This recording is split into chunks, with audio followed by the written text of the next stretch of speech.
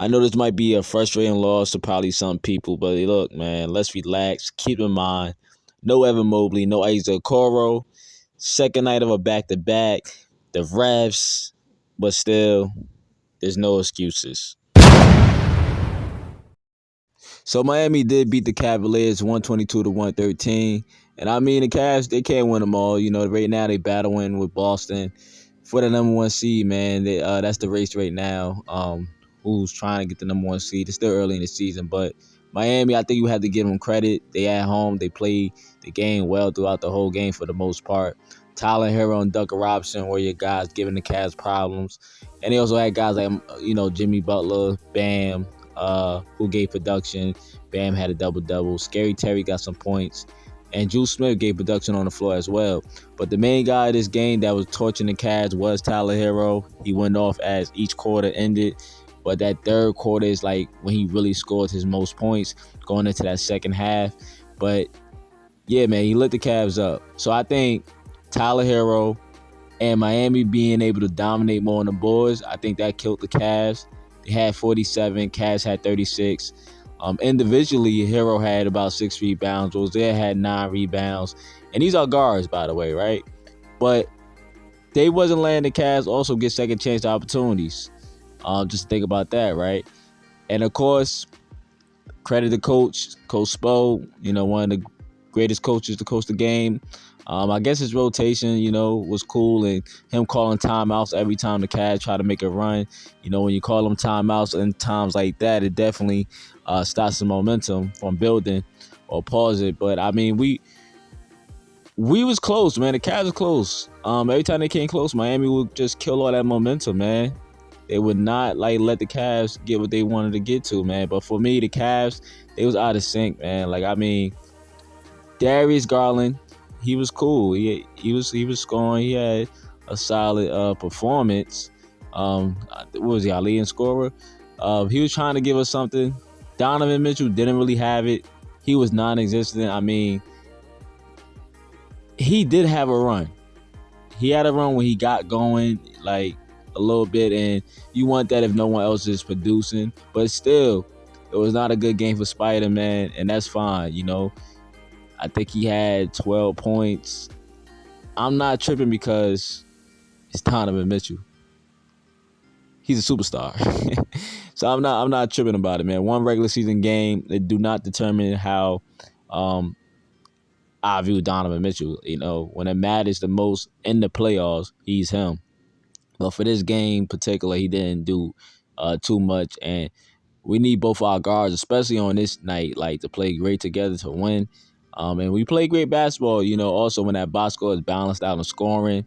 And guys like Jarrett, Jarrett Allen, he wasn't good to me. Sam wasn't doing too much for me.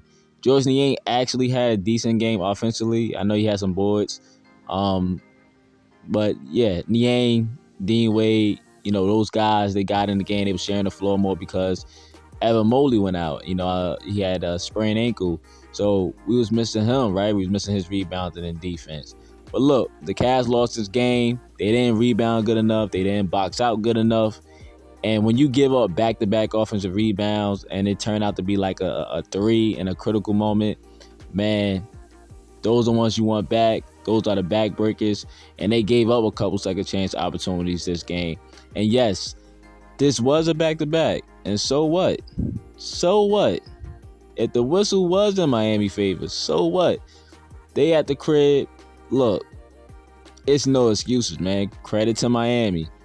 But on a night where you're missing some of your guys like Okoro and Mobley, and you're not rebounding the ball well enough or playing good enough perimeter defense, it wouldn't hurt to give guys like Jaylon, Tyson, and maybe even JT Thor a chance in this game, man. I know JT Thor is on a 2-way contract, right? But that don't mean nothing, right? We know you could put him in. We know because Craig Porter's on 2-way. It don't matter. What I'm saying is it don't matter you're on a 2-way contract. If you have injuries, those type of guys play. And I'm not going at Kenny Atkinson because he actually plays these guys.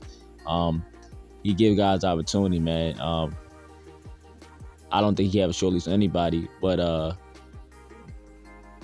we know because who's already in the rotation, they might not play, right? Those guys, right? He might not play all the time, but on a back-to-back and guys are out of like the lineup, me personally, I wouldn't like mind seeing Tyson get some more minutes and maybe JT Thor, right?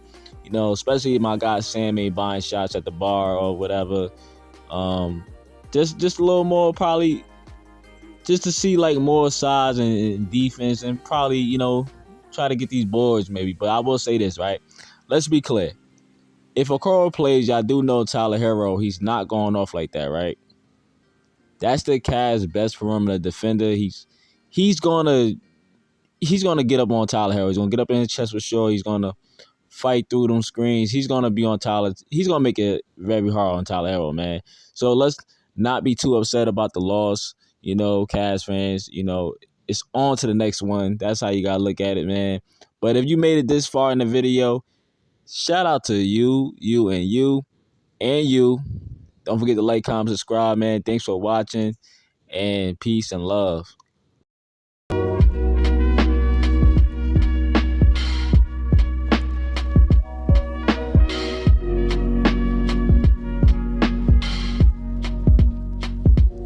Can't go no. But look though, let me tell you right now why I said the Cavs will win like all of it next season, because look, everybody's sleeping right now. Everybody's sleeping on the Cavs right now. I saw the